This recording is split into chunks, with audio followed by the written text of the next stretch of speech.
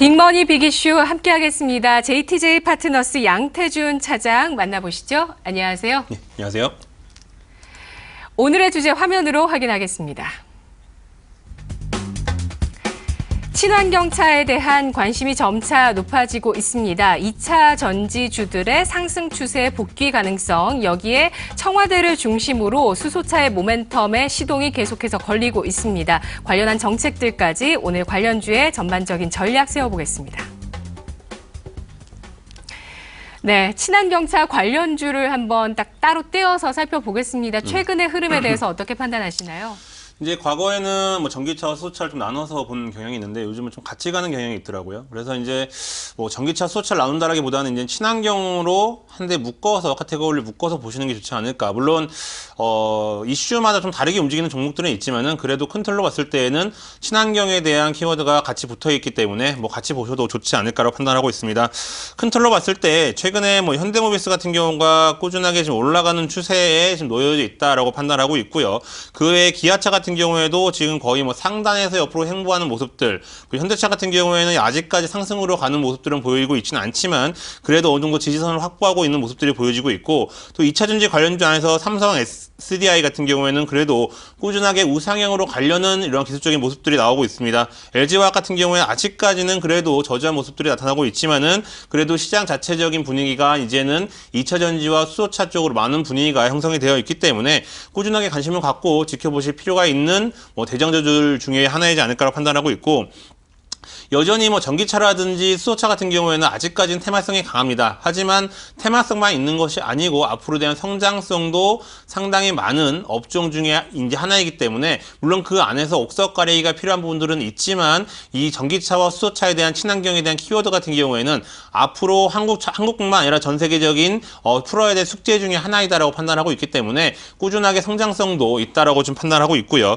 다만 지금 성장 초입 단계이기 때문에 뭐 실적을 당장 논하기에는 좀 이른 시기다. 그렇기 때문에 지금 당장 실적을 본다기보다는 앞으로 대한 성장성과 해외에 대한 수주, 국내 업체들 같은 경우는 해외 수주, 그리고 해외 글로벌 업체들의 앞으로 대한 수소차와 전기차에 대한 동향을 꾸준하게 파악을 하시면서 좀 큰 그림을 그리시면서 앞으로 대한 흐름을 지켜보시면 좋을 것 같고, 지금 현재 뭐 실적이 뭐 좋다 나쁘다라고 나오면서 좀 많이 주가가 변동성이 나오곤 있지만은 이거는 그냥 단기적인 관점으로만 접근을 해보시는 게 좋을 것 같습니다. 네, 실적보다도 정책과 테마성의 움직임에 잘 포착해서 대응해야 된다라는 관점을 제시해 주셨는데요. 수소차 같은 경우는 지난해 1월에, 지난 1월이죠. 지난 1월에 정책이 뒷받침이 되면서 굉장한 또 테마 장세를 연출했습니다. 이후에 사실 일진다이아 같은 종목이 또 실적이 2분기에 좋았기 때문에 주목해서 보자는 의견도 시장에서 적지 않았었고요. 또 관련한 정책들도 최근 나오고 있는 것이 반응되고 있거든요. 어떤 영향이 있나요? 예, 뭐 전기차 같은 경우에는 이미 네. 시장에서 많이 좀 이슈가 되고 있기 때문에 뭐 정책적인 부분들이보다는 이제 기술적인 측면으로 좀 올라가야 되는 부분들. 이제 수소차 같은 경우에는 정책이 좀 뒷받침돼야 되는데 최근에 중국 쪽에서 전기차 보조금을 좀 줄이고 수소차 쪽에 보조금을 좀 늘리는 이런 전략들이 나오고 있습니다. 정책들이 나오고 있습니다. 이런 걸로 봤을 때는 중국에서 시작을 했기 때문에 그 뒤로 미국이라든지 여타 다른 유럽 쪽에서도 충분하게 이런 정책적인 부분들이 나타날 수가 있다라고 판단하고 있고, 물론 이로 인해서 전기차에 대한 보조금이 줄어들고는 있지만은 그렇다고 해서 전기차가 줄어든다라기보다는 다시 한번 수소차를 띄우면서 큰 틀에서 친환경 자동차를 좀 같이 움직이게 하려는 모습들로 좀 파악을 해볼 수 있을 것 같습니다. 또한 최근에 한국 정부 같은 경우에도 전용차로 수소차를 좀 채택을 한 부분들이 있죠. 그만큼 한국 정부에서도 이런 수소차를 포함한 친환경차에 대한 관심이 상당히 높아지고 있는 이러한 상황이 있기 때문에 현재 지금 시장과 전체적인 글로벌 시장으로 봤을 때에는 이런 수소차에 대한 관심이 상당히 커지고 있다. 물론 아직까지 전기차보다는 수소차에 대한 시장의 뭐 상용화가 상당히 더딘 부분들은 있지만은 이러한 부분들로 봤을 때 과거에 전기차 이제 도입불로 봤을 때도 수소차 같은 경우도 정부 정책에 대한 부분들이 뒷받침돼 준다라고 했을 때에는 그만큼 구매하려는 구매자들도 늘어날 수가 있고 그만큼 이제 생산 라인도 잘 갖춰질 수밖에 없는 이러한 상황이 있다라고 판단하고 있기 때문에 전반적으로 수소차 같은 경우에도 지금 상당히 초기 단계이긴 하지만 정부에서도 상당히 좀 푸시를 하고 있다라고 판단하고 있습니다. 그렇기 때문에 현재 수소차에 대한 기대감은 있지만 뭐 아직까지 초입 단계이기 때문에 좀 변동성은 많이 나올 수가 있습니다. 과거에 전기차 같은 경우에도 그런 부분들이 거쳤기 때문에 이런 부분들이 거치고 다시 한번 시장이 안정화가 올라선다라고 했을 때에는 충분하게 수소차 관련주 같은 경우에도 상당히 큰 성장성을 가지고 있다라고 지금 보고 있습니다. 네.